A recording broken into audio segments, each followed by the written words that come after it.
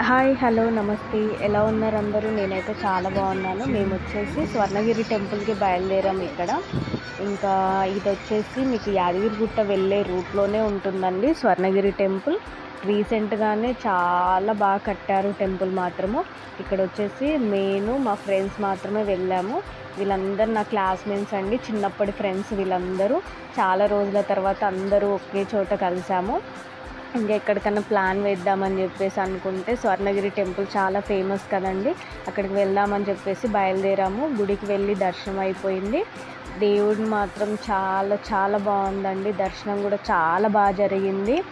ఇక్కడ వచ్చేసి దేవుడు అలా నీళ్ళల్లో అలా కొలువై ఉన్నప్పుడు అలా చూస్తూ ఉంటే ఇంతకంటే ఇంకా ఏ అదృష్టం ఉంటుందండి. చాలా చాలా బాగుందండి టెంపుల్ మాత్రం.